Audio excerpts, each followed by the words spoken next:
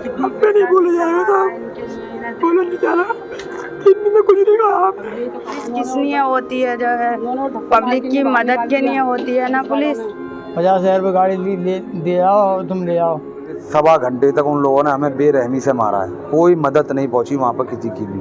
4-5 motorcycle ही उन्होंने पकड़ लिया। क्या अगर इंसाफ नहीं हुआ तो फिर हम प्रोटेस्ट करेंगे, धरना करेंगे, प्रदर्शन करेंगे। गौरक्षक दल के नाम पर क्या यूपी में गुंडागर्दी हो रही है? क्या इन गुंडों के सामने पुलिस भी पस्त है? यह हम इसलिए कह रहे हैं क्योंकि शनिवार को अलीगढ़ में जब इन गुंडों ने मीट व्यापारियों की पिटाई शुरू की तो व्यापारी अपनी जान बचाने के लिए पास में खड़ी डायल 112 गाड़ी में घुस गए। लेकिन इन मनबढ़ंत गुंडों के हौसले तो देखिए, इन्होंने गाड़ी के भीतर से व्यापारियों को खींच लिया और पीटते पीटते अधमरा कर दिया। डायल 112 गाड़ी के 2 पुलिसकर्मी इन व्यापारियों की जान बचाना तो दूर, उन्हें अपनी जान बचाने के लिए भी मशक्कत करनी पड़ रही थी।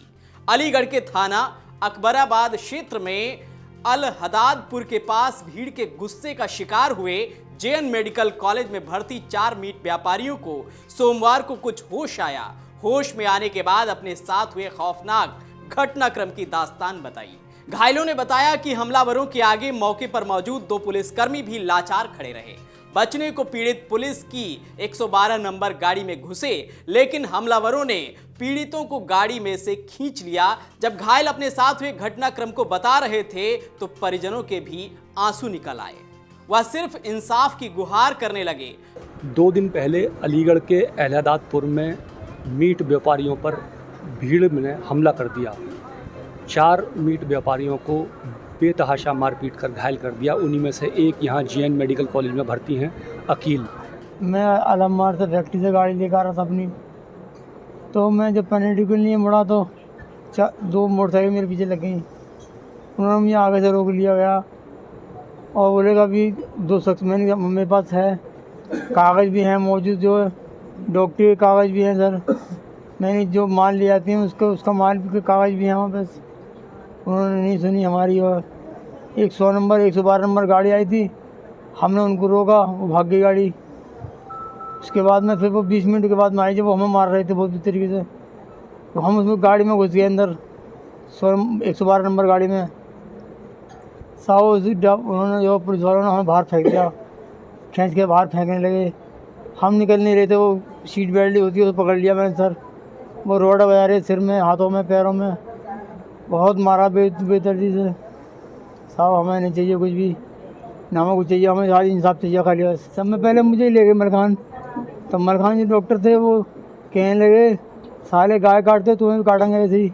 मैं साहब हम गाय नहीं काटते हैं, हम तो फैक्ट्री से मीट लेकर आए थे भैंस का, कागज़ भी हैं, मैं ड्राइवर हूँ साहब। मैं तो कहने लगे अच्छा। तो उसके बाद मैं हाथ मोड़ने लगा, वो डॉक्टर था, एक इसमें कर्मचारी था सफाई करने वाला, उसने मेरा हाथ कुछ स्टेशन से बाहर निकाल दिया इसे गेट से तोड़ने के लिए। मैं हाथ खींच लिया जबरदस्ती, मुझे इस तरीके फेंका स्टेशन पर जब गेहूं की बोरी फेंकती है सर। हमले में सबसे ज्यादा घायल अकील ने बताया कि वह कदीम अरबाज समेत 4 लोग शनिवार की सुबह अल अम्मार फैक्ट्री से मीट की गाड़ी लेकर अतरौली जा रहे थे। पेनेंटी के पास हमलावरों की मोटरसाइकिलें पीछे लग गईं। उन्होंने आगे से रोक लिया, पूछा तो बता दिया कि गाड़ी में मीट है, बताया हमारे पास कागज भी हैं, डॉक्टरी रिपोर्ट भी है।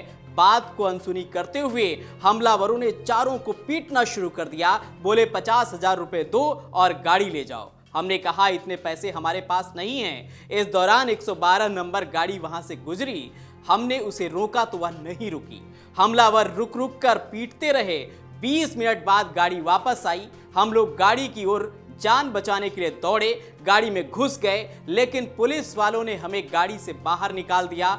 हमने गाड़ी की सीट बेल्ट पकड़ी, लेकिन हमलावरों ने हाथों और पैरों पर रॉड से हमला कर सीट बेल्ट छुड़ा दी और पीटने लग गए। घायल अरबाज ने बताया कि हमलावरों ने हमारे हाथ से फैक्ट्री का बिल और पर्ची छीन कर फाड़ दी, मोबाइल और पैसे छीन लिए। इसके बाद लोहे की रॉड से मारना शुरू कर दिया। 1.5 घंटे तक मारपीट करने के बाद एक अन्य पुलिस की गाड़ी आई, जिसके बाद उनकी जान बच सकी। चौराहा पार किया, 1 किलोमीटर चले होंगे तो 3-4 लड़के आए बाइकों पर, अलग अलग 8-10 लड़के थे, 3-4 बाइकें थी। तो उन्होंने हमें हाथ दिया, मुझसे बोलने लगे कि इसमें क्या है। मैंने कि भाई इसमें गोश्त है। तो कह रहे कहाँ से ला रहे हो? मैंने की फैक्ट्री से। कि वो कहाँ इसका सारा रसीद, मैंने उसको रसीद दिखाई।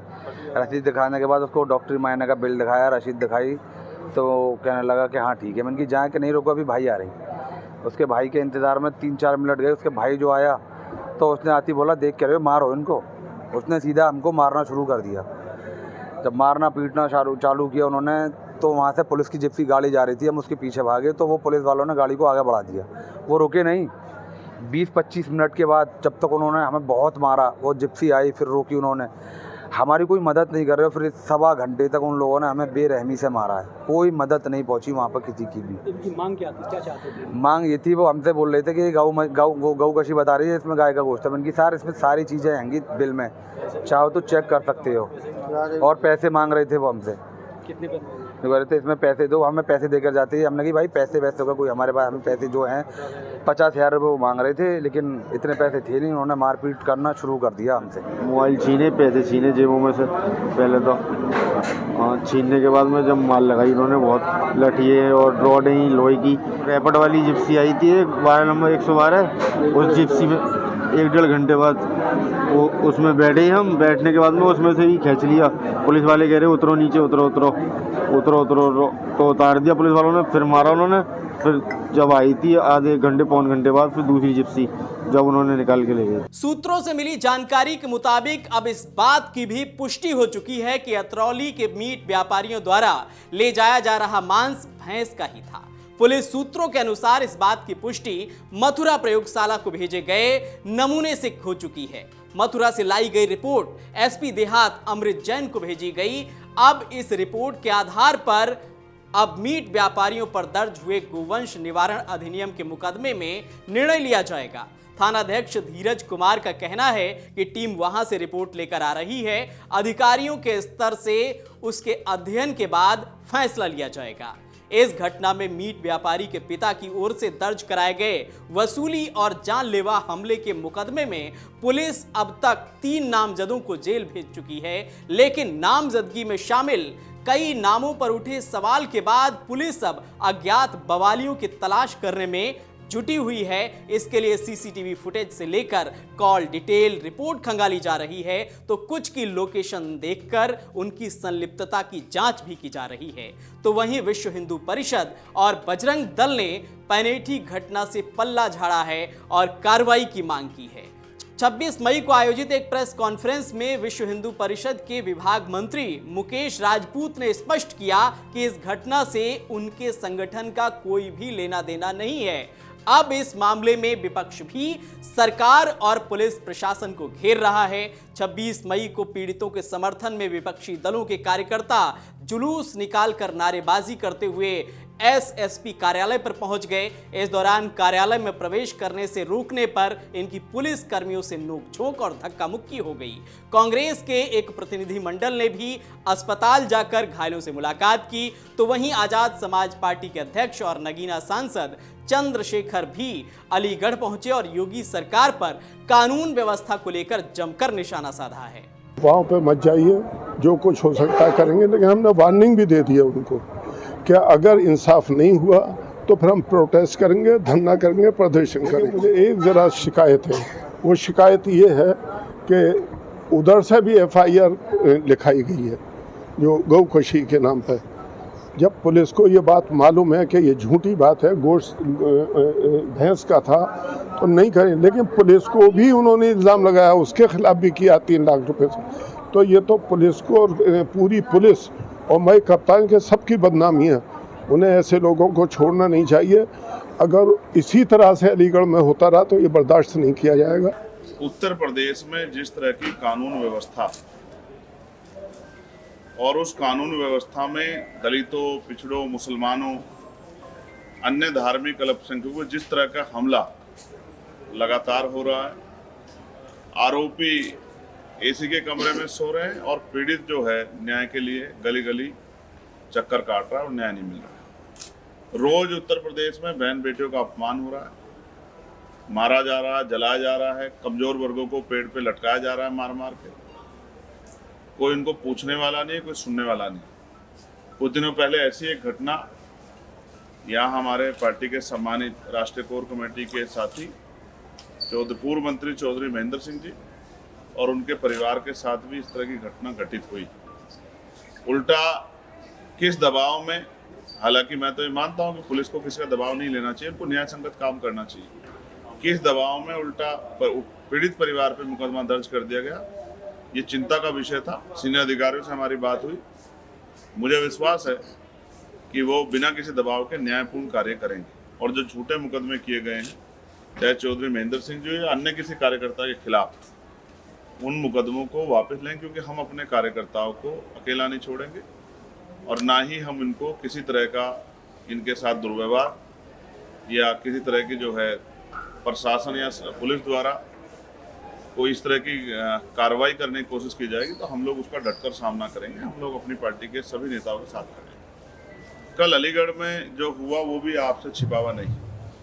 जो दूसरी घटना है, किस तरह से 3 मुस्लिम बच्चों को पीटा गया, ये भी 4, और ये भी एक सच है कि उन्होंने अपने कागज भी दिखाए, जहाँ से वो लेके आए वहाँ की पर्ची भी दिखाई, वो खुद में मीट व्यापारी, ये बात भी उन्होंने सबके सामने रखी। लेकिन फिर भी एक भीड़ ने जिस तरह से उनके ऊपर टूट पड़कर, और उनकी हालत देखने के लिए अभी मैं जाने वाला हूँ। अभी जब हम सीधे जा रहे थे तो पता लगा था कि डॉक्टर उनको चेक कर रहे हैं, इसलिए मैंने सोचा कि थोड़ा सा रुक जाते हैं।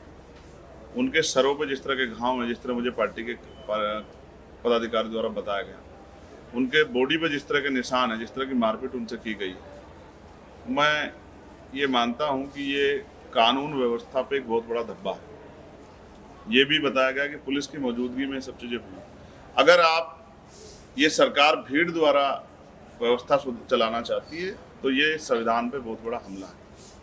कानून व्यवस्था की चलाने की जिम्मेदारी एडमिनिस्ट्रेशन पे, पुलिस पे और सरकार के ऊपर।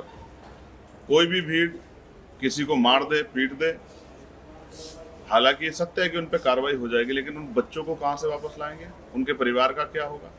पिछली कई ऐसी घटनाएं हुई हैं जहाँ धर्म के नाम पे, जाति के नाम पर या मीट के नाम पे लोगों की हत्या हुई है। हमारी पार्टी, हमारा संगठन इस बात से सहमत नहीं है। मैं उस घटना का पुरजोर विरोध करता हूँ और उन परिवार के साथियों से जाकर मिलूंगा, उनके इलाज की जानकारी लूंगा और क्या कार्रवाई प्रशासन उसमें कर रहा है, पुलिस करे, इसकी भी जानकारी लूंगा। और जो आरोपी हैं उन पर सख्त से सख्त कार्रवाई की जाए, इसके लिए भी जो है पुलिस प्रशासन से और सरकार से मांग करूंगा, क्योंकि आज उनके साथ है, कल किसी और के साथ होगा।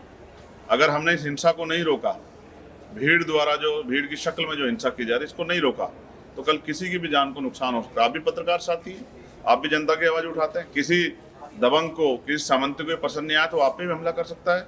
तो ये लोकतंत्र और संविधान पे जो हमला है, इस पे चुप रहना, इसको बढ़ावा देना, इसलिए दोनों घटनाएं चिंता का विषय है।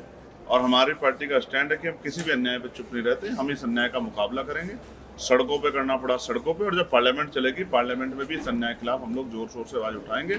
हमारा जो धर्म है वो संविधान है, संविधान के आधार पर ही प्रदेश और देश चलना चाहिए। कानून व्यवस्था अच्छी होनी चाहिए, रोटी कपड़ा मकान की व्यवस्था होनी चाहिए, अच्छे इलाज की व्यवस्था होनी चाहिए, जो कि उत्तर प्रदेश में तो दिखाई नहीं देता। मैं इसी बात के साथ अपनी बात को खत्म करता हूँ। और कोई आपका सवाल हो तो यूट्यूबर के साथ में भी उसी क्षेत्र में मारपीट की गई, उनका ही वीडियो सोशल मीडिया पर वायरल, वो भी दलित समाज से आते थे और लिहाजा पुलिस ने कहा कि छेड़छाड़ का मामला फिर जेल में भेज दिया गया। मैं फिर आपको स्पष्ट कर दूं, मैं भीड़ द्वारा हिंसा की बात आपसे क्यों कह रहा हूँ। अगर किसी ने कोई अपराध किया है तो पुलिस उसको गिरफ्तार करे, कोर्ट उसको सजा दे। लेकिन सोचे कल अगर कोई और जो है इस अपराध को, इस तरह के अपराध को किसी पर आरोप लगा के, क्या आरोप लगा के आप किसी को पीटने का ठेकेदारी ले सकते हैं क्या? आपने आरोप लगाया, आप कोर्ट है क्या? आप पुलिस है क्या? आप जज है क्या कि आप ही तय कर दो कि सजा क्या होगी? तो इस तरह की हिंसा का हम लोग समर्थन नहीं करते। और हिंसा करने वालों को मैं सचेत करना चाहता हूँ कि भारत का संविधान और भारत का कानून सभी के खिलाफ कार्रवाई करता है, चाहे वो कोई बहुत बड़े परिवार का हो, चाहे बहुत बड़ी पॉलिटिकल पार्टी से जुड़ा हुआ हो, या उसका समाज सामंतवाद को मानता हो। ऐसे हर आदमी पे कार्रवाई होती है। ये आज नहीं तो कल होगी। ऐसा तो नहीं कि हमेशा सरकार एक ही बनी रहेगी। लोकतंत्र में जनता जिसको मौका देती है वही आगे बढ़ जाता है। हमने इन दलों को पिछड़ते भी देखा है। तो अब जनता आज़ाद समाज पार्टी की तरफ भी देख रही है। आज़ाद समाज पार्टी का 2 सीटों पर लड़के एक सांसद भी बना है। अगर यहाँ की जनता ने आज़ाद समाज पार्टी को आशीर्वाद दे दिया तो फिर इस तरह के आरोप करने वाले, हिंसा करने वाले लोग, फिर क्या उनको सजा नहीं मिलेगी? तो उनको भी सजा मिलेगी।